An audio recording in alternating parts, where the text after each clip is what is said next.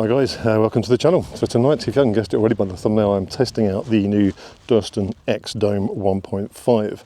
Now, if you haven't heard of this tent, then you must have been living under a rock, because this has been probably the most eagerly awaited tent on the market for quite some time. So I'll get it out and I'll tell you all about it.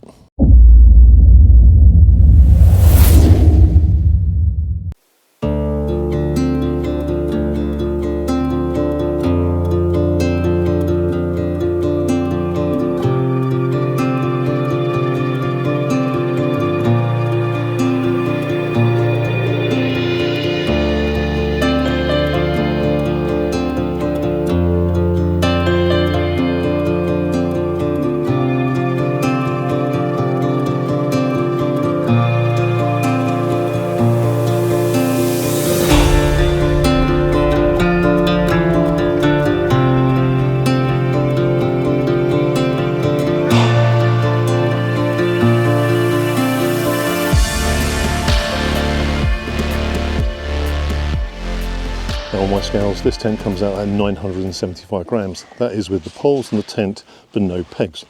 Now the pegs do not come standard with the tent, you have to buy them as an option, which some people are going, that's a bit of a con. But every tent that I get, I chuck the pegs away and I just use my Easterns. We've all got our own favourite pegs, so I think having it as an option is actually a really good idea that Dan's introduced, and I think maybe other tent manufacturers should do the same thing, because you're paying for pegs that you probably won't use.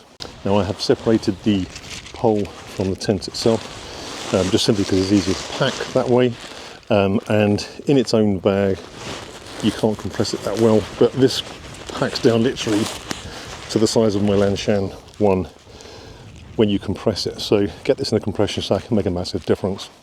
Now I have put this up once at home just so I can make sure there's no problems with it, and also understand any idiosyncrasies there might be with the tent.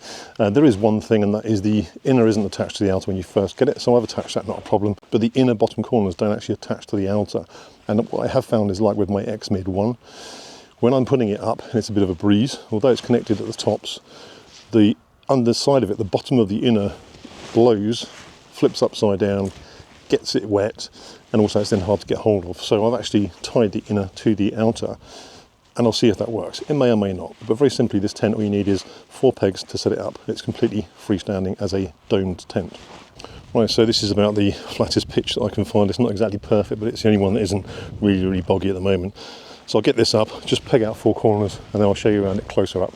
Now the wind is coming from that direction, so I'm going to face it across here, just so that it's hitting the side of the tent and not blowing straight into the vestibule, hopefully. Like that.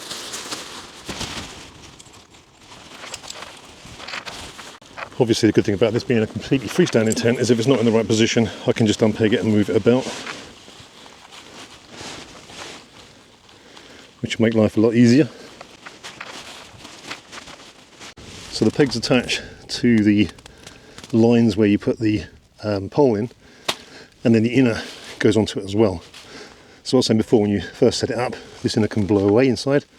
So all I've done is I've tied the guy out point for the inner to the guy out point for the outer. That way just holds it in place. I can then put these together and then loop that over the peg as well, so they're all tied at the same tension and it doesn't blow away from inside. Now the poles are a very thin, but I am short, very strong carbon fibre. One thing I did notice when I put it up as a practice run was that these little ends that you see on the tips that go through those little metal holes, now they're the same on most sort of fly first tents. It was incredibly tight to get through, and I thought it was actually a design fault and that it wouldn't go in properly. However, with those fly first type pitches or the exoskeleton poles and those metal clamps, I have found in the past that the holes are quite easy to put them into, but then sometimes during the setup they'll pop out because it's quite loose. This sort of resolves that issue. It's very hard to get in. Once it's in, it stays there. That's what she said. Now they come with lots of elastic bands, and in my mind, I don't know if it'll work, but I thought it was easier to have them separated so you could do one section at a time without it all sort of falling apart, if you know what I mean. If they were all tied together with one elastic band, you'd have a huge expanse of pole, whereas this way these are all kept together and I've only got to manage with the 2 end ones first off. show you what I mean by these holes here. It clips in so it doesn't just slide in, which means it's harder for it to accidentally pull out, which is a really good design. Simple. So I'll just clip this other one in, and then I can undo these. Obviously you've got to make sure these are all fully seated, otherwise it will cause a weak point. So like any other exoskeleton tent, you can have this cross pole either underneath or over the top. I prefer it over the top because one, it's tauter, and two, it will give me more headroom, and I need headroom.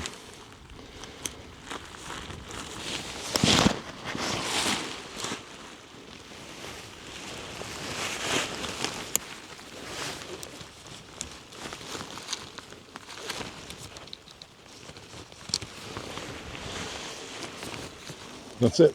And it's a matter of just connecting the clips. Simple.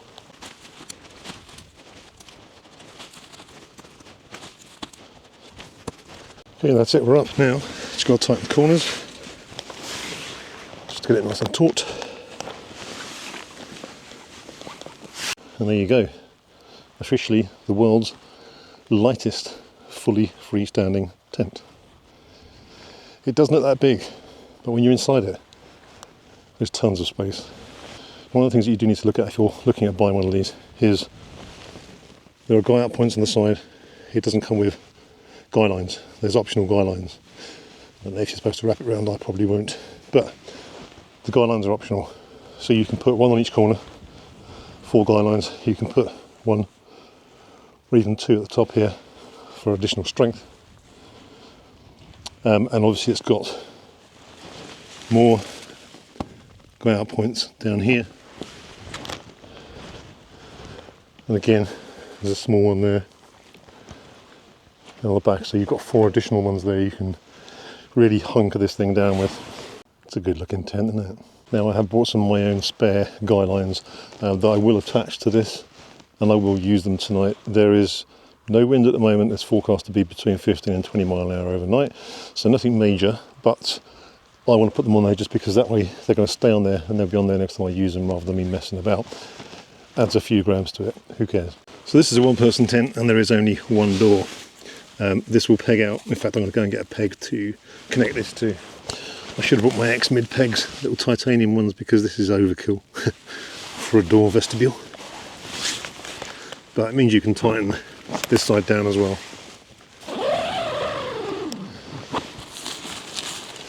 So single waterproof zip door and classic Durston style magnetic door catches. This also had magnetic door catches on the inside door as well, which is a massive improvement over the X-Mid. The elastic trims that they put in that, I hated them. You tie them up, you can undo them, because you tie a knot and then they contract.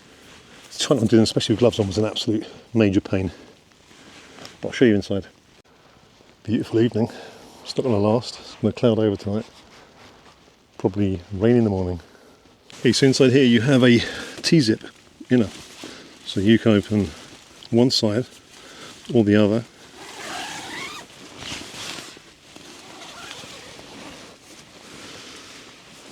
And then you have an incredibly wide end here and a narrower end at the other end. So my intention would be to sleep, probably head this end, storage next to me over there, feet down the bottom.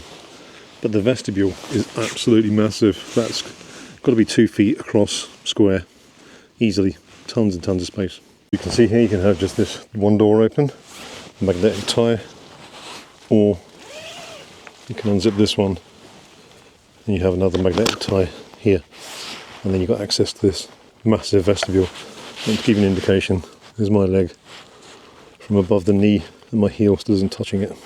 Now admittedly I'm not sitting on my mat, but I've got 6 inches above me, so my mat's 4 inches, 2 when I'm on it probably, or less. So plenty of headroom. There's lots of little loops inside here which I don't like for hanging lanterns on. I prefer a hook, but you know, here's what it is. There are no pockets down at the far end, but up this end, which is why I'd have it as the head end, you've got a large pocket here, which I think is really good because being here, it doesn't hang down on your head. Some of them are down low, and then they just take up headroom. You've also got one over the corner here, nothing on the other side.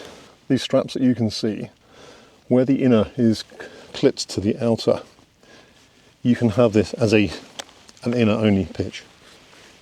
So if you don't set the outer up, you basically peg out the inner, put the pole in, the existing clip of the inner, and then these wrap around the pole. So in the summer, when it's really warm, which is never, you can have this just as a, you know, an inner pitch only tent. So enjoy a bit of stargazing. I'm really liking this. You might see my X-Men up for sale soon. Now if you take the side door off the stake, you can roll it up, and you've also got another magnetic clip here, so you've got a lovely open view, but you've still, God, just doing that, you've still got a decent sized vestibule protection for cooking in if it's windy. Probably not that easy to see here, but there is a pouch. So if you want, if you've got hiking sticks, walking poles, whatever, put the handle in there, they go down to the ground where my peg is. One, it gives you stability from side and crosswinds, extra stability. Two, you can then go without that peg, and you can attach the side door to the actual bottom of the walking pole. So again, it gives a bit more strength and rigidity to the tent. Going back outside, we've got two air vents, which obviously you can velcro down if you want to keep them flat. I've got no worry about driving wind and rain tonight, hopefully, so I'll leave these up. There is also another guy out point here, so you could connect another two guy lines and really strengthen this thing. This is quite adaptable, you know, it's not just set in stone that it's a summer tent or a winter tent. You can have it for either. It's light enough to be a 2-season tent and sturdy enough to be a 4-season. So just to show you now that I've got my mat in here, this is a Light Tour 7.5 R value mat. This is the larger one you can get, so it's like 2 meters by 60 centimeters, and it fits from that end to that end. Because of the offset design, there is a section in the top corner there, so there's space, and then you've got a fairly decent sized section in that corner as well. So I can fit my backpack in there and my bits of junk, and then the rest in the vestibule. Okay, so all my gear is now inside. I've got my Light Tour mat, my Flames Creed quilt, Flexdale pillow, my backpack, my gear is over the side there. I've got plenty of headroom. It's very upright walls, and there's sort of space down the edge here, and my down jacket's just chucked on the end there, but it will fit in that corner. I've also got in this top pocket here, I've got all my bags, dry bags, tent bag, my drone, loads of stuff up there, and then a few bits in the side pocket. So yeah, space wise, it's absolutely spot on. It is better than the X-Med, there's no two ways about it. Although the X-Med's got that same offset sleeping area, and it has pockets of space in the corners. I've got the one person, so you get a little triangle above your head and a little triangle by your feet, but it's not that great, to be honest with you. It doesn't take a lot of space. However, you've got two vestibules, so you can put your bag outside. So it sort of swings and roundabouts, but I prefer to have everything inside with me. Keeps it dry, just keeps it safe. You know, we've had mice and rats on Dartmoor chewing away, and foxes nicking people's stuff out of their vestibules. So someone had a bag ripped apart and stolen a backpack because it had food inside it or had something inside it. So yeah, so far really impressed with this tent. Now before it gets too dark, I want to show you a couple of items I'm testing out tonight as well. One of them I probably shouldn't test out because it's in competition directly to something that I make and sell myself. So you may have seen my tables that sell on Outdoor Gear Essentials. You know, I make those, they're very lightweight, and it's the only table that I've ever used really. I've got a Soto origami table, but I never use it. It's bulky and heavy. But a company called Serotonin have sent me this table out. Now, you don't have to have it in this pack. It's quite bulky because there's other bits and pieces that come with it, which I'll show you in a second. But this thing literally fits inside your pocket. Now, it's not your normal sized table. Obviously, it's a lot smaller, so you won't be able to fit like your cook set and a cup of coffee next to it, or a can of lager in my case. But it does mean you can keep things off the ground. You can cook on a level surface, and it is tiny. It does just fit in your pocket. Weight of this, I believe, is 135 grams on its own, but this comes in this little pack, and I'll show you because it's quite good for just days out if you get out on a trip. It's lovely, lovely package. So in here, that's what my wife said. So you have this little folding table. Now I'm going to take you get a magnetic pen inside it. So it has a magnetic lid that comes off, unscrews, and then attaches to the bottom, and you have a little pocket notebook inside it as well, so you can do drawings or write notes. And then the metal pen just locks inside, so it holds itself up because it's obviously magnetic. But camping, you're probably just going to bring the table along. But if you are out with family or whatever, going on a family camp, it also comes with the little pack. There is a dice and two little sort of pawns, you know, like you'd have on a, not a chessboard maybe, but snakes and ladders. And inside there is a rubberized mat, so it's rubberized so it grips onto it, and you roll the dice and you use it like a snakes and ladders game. So you can play games with the kids, which I think, you know, for camping, wild camping, maybe not, but if you've got your family, got your kids with you, it's a fun little thing to keep. Currently it's on Kickstarter, so it's a new campaign, but it's doing well. And there's a few guys who've had this sent out to them, and they're doing tests on it. But so far, first impressions, I really like it. And when they offered it to me, it's one of the first things in quite a while that I was pretty excited to try. Now, there is a knack in opening the table. You can just open it and fold the legs out. But if you really, really violently open it, the legs ping out on their own. They're on little springs. So I'll show you if I can do it without throwing it away. Oh, nearly. So basically, the legs are fixed and locked. So to close them, you lift it up on the spring and put it inside. And then that way they're locked in position. And then you've got your table. They come in a few different colours. Mine is silver, obviously. But this also changes to, you can hook it together. You can have it like a phone stand. So if you hook these two, I won't do it now. If you hook these two legs together, you can put your phone in here. You can have it as a phone stand. Use it for doing business calls. I don't know, or just watching TV in your tent at night. Yeah, that's the size of it, and I'll show you what it's like with my cook set on it. So there it is set up. So you can then put your little snakes and ladders type game on there. Throw your dice. It's even got two hikers with backpacks on. So if you're hiking with a friend, it gives you a little game you can play of an evening, and you go up your vines. There is instructions for it, tells you what all the things mean, so whether you drop down or you go up. But quite a nice little touch, simple little thing that I don't think I've ever seen a table manufacturer look at or even consider incorporating a game into it. So there it is on its own. For size, there it is with a can of lager on it. That's the most important bit. That fits.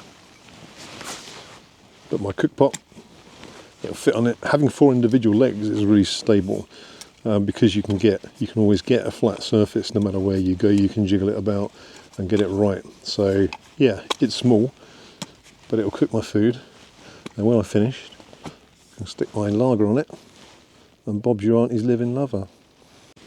Beautiful evening. Very still.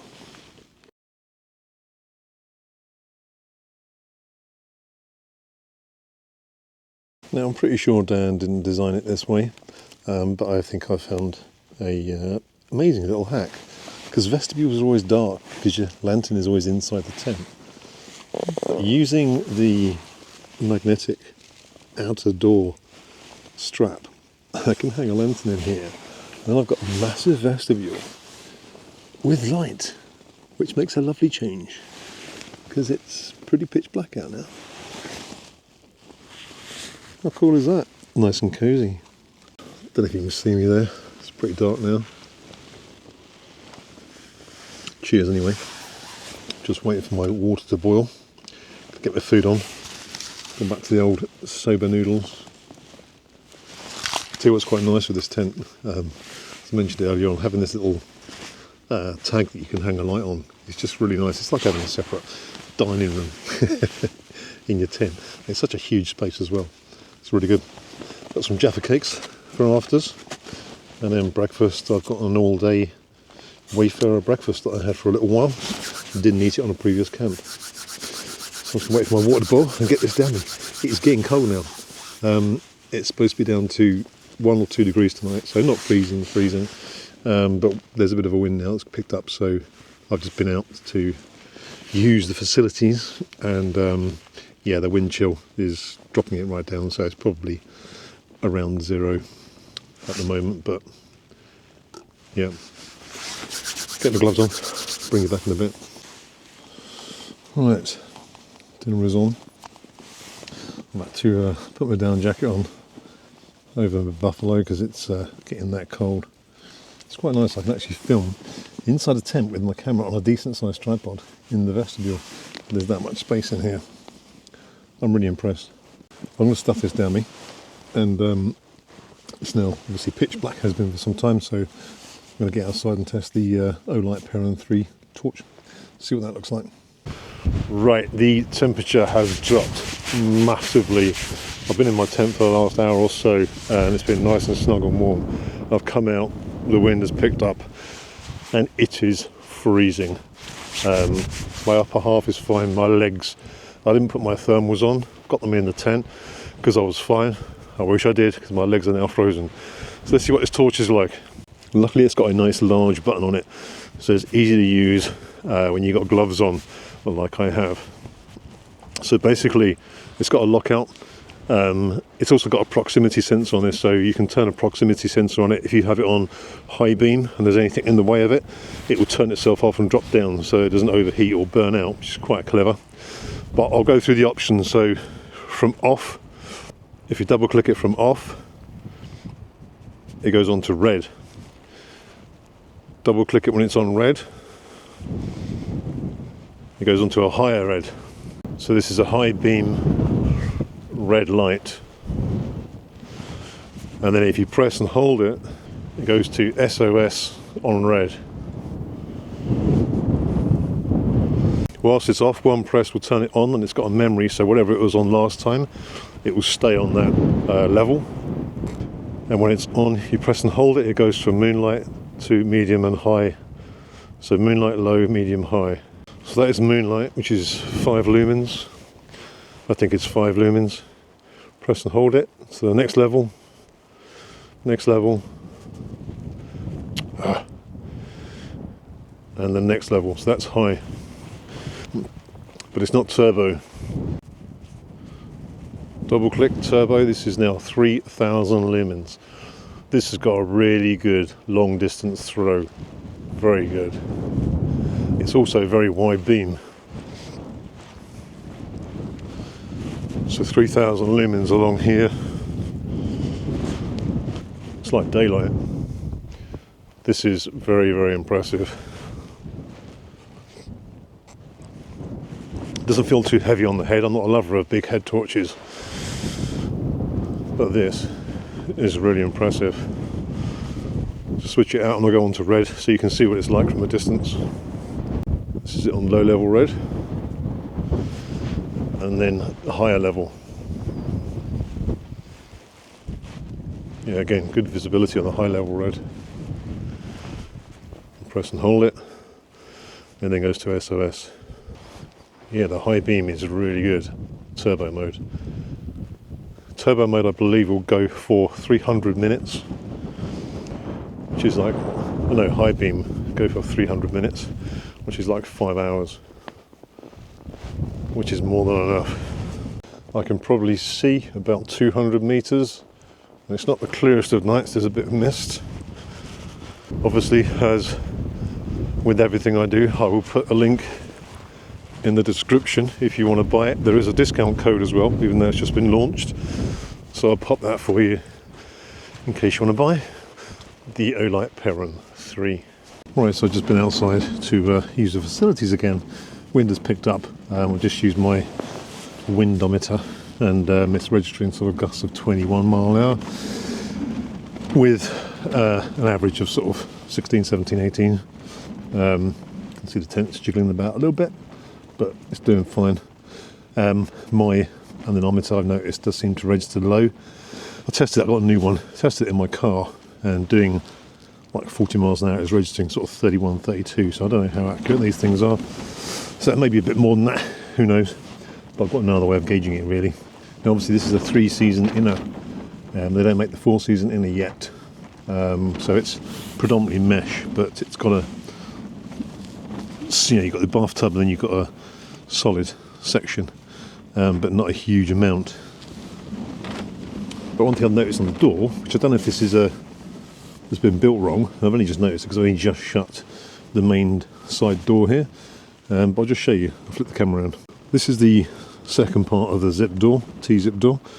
So you've got mesh up here, solid at the bottom, so you've got a bit of protection from the wind, and that goes all the way around the tent. But this door is mesh from the bathtub up. And I would have thought it would have had a little bit of a solid section at the bottom. Same as the other door. Has it been built wrong? Down Durston? Who knows? Anyway, I'm going to get my head down in a minute, so if nothing else happens in the night with this tent, then I will see you guys in the morning. How come it doesn't work when I do it? See you in the morning. Well, it's just a quick update. The wind has really picked up. That's what I'll be able to see and hear. So it's also moved, so it was coming end to end on the tent where the vents are situated, but it's now hitting the side, so it's got more powerful, and it's also hitting the side of the tent. So I did notice some of the side bashing in here quite a bit, not horrifically, but it was, you could see the movement there. So I've just popped out and I've got 2 more guy lines, and I've put them at the top sections of the crossover pole, one on that side and one by the door.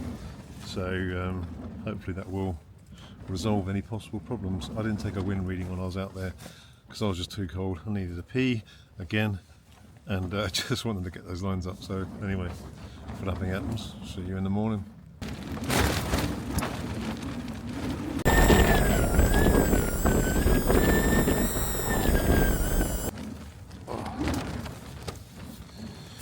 Worst night's sleep ever.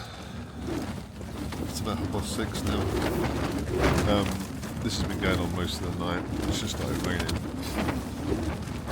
It is way more than the sort of 20 mile an hour recorded before. And the side is taking a beating. So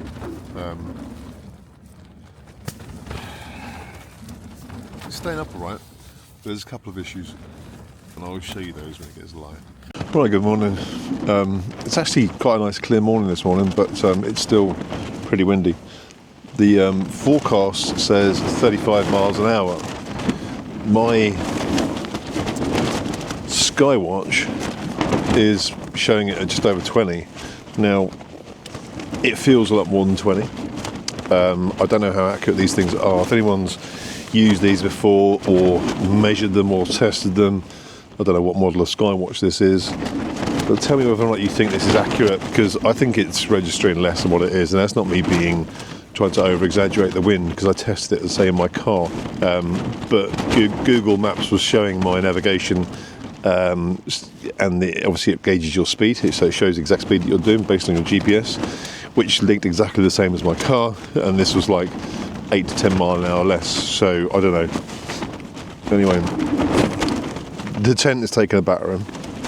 It's been fine, there's been no issues with it, but there is a couple of things that I think need to be changed, to be honest with you, and I'll tell you what they are in a bit. There's a cold wind. Hopefully you can hear me. I've got my muff on my mic, so it should block out most of the wind noise. but like it's affecting me walking. It's that windy.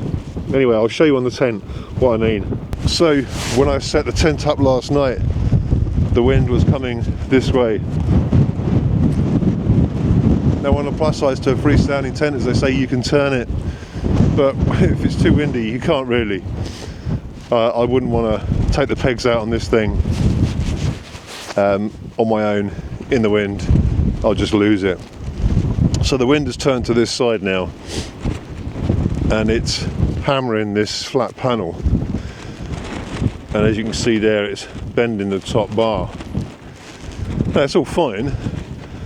There's been no issues, nothing's broken. This bar here is bowing inwards because of the pressure in the middle. Now, bearing in mind there is a peg out point there's 4 guy out points on the corners. You've also got guy out points up here. You know, I don't think it really needs that, but I could have guyed that out, but that wouldn't affect this side. What would be good if there was a guy out point just put in the middle here, so an attached point to pull this out, because this is the flat panel that's going to be affected more by the wind than anything else. As you can see, it is.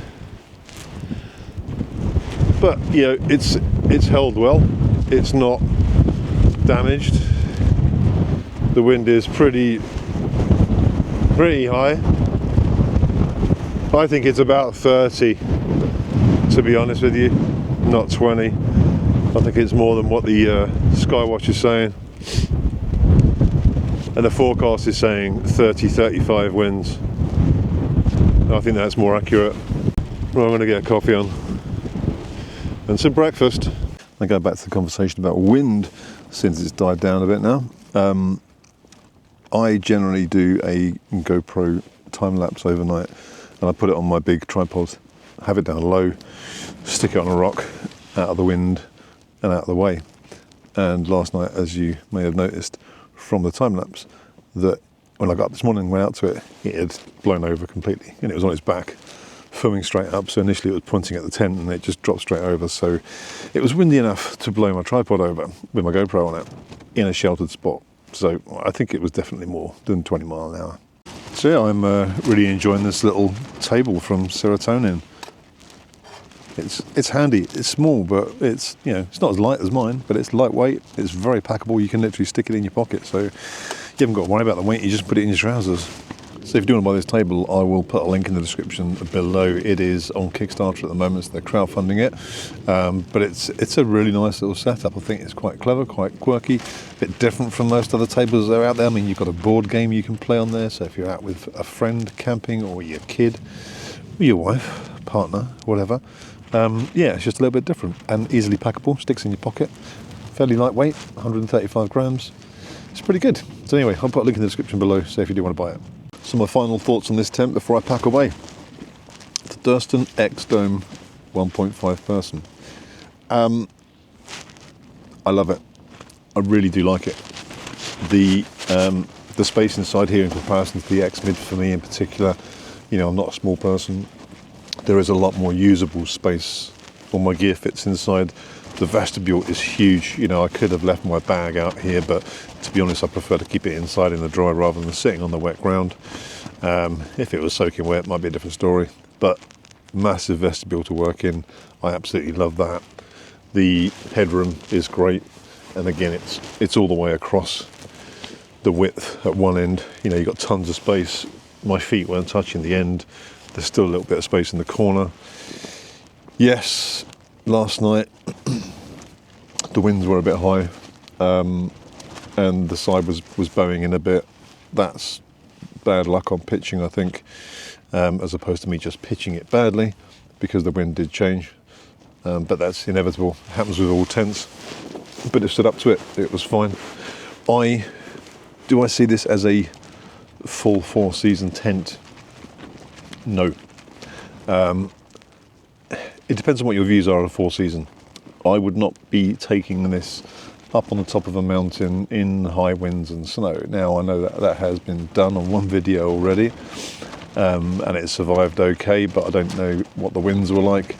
A lot of spindrift have come underneath the tent, so you know, a true 4-season tent should be right down to the ground. This isn't really fully down to the ground. I'm ignoring the fact that the inner is mesh, because that's just a decision choice at the moment. There is no decision. You have to have mesh in it, but there'll be a solid one coming out. It doesn't make it a 4-season tent. You know, a 4-season tent has got to be down to the ground. It needs to be able to take some really, really high winds, heavy snow loads. This will no doubt take a snow load, and it can do, and it has done. But I wouldn't pitch this against, say, a Helleberg Zulu. You know, the mainstream tent for 4-season wild camping. So I sort of see this as 3.5 season.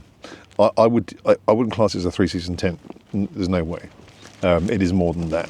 This could be a 4-season tent. It could be an all year round tent usage, but just not in some extreme weather. I'd happily take this out in the winter. It is nearly December now, so you know, it is winter. I'd have no issues taking it out in the winter. I just wouldn't want to take it somewhere really high, really windy, that could cause damage to it and collapse. The only change I'd make really is that one, add a guy out point to the back end. Dan, if you're watching it, I think that would make a big difference to it. Admittedly, if I brought trekking poles with me, which I tend to only bring if I've got a trekking pole tent, then I could have put a trekking pole in that cup and had that out there, which would have given it a lot more stability, both front and rear. That would have resolved that issue completely. But then you've got to bring a set of trekking poles, and suddenly a 985 gram tent becomes considerably heavier depending upon what trekking poles you've got. Anyway, I'm going to finish my coffee now. I've had my breakfast, so I'm going to enjoy this, enjoy that view. So I hope you found this video useful, and if you did, as always, hit the thumbs up. If you're not a subscriber, hit the subscribe button, and I'll see you on the next one. Cheers.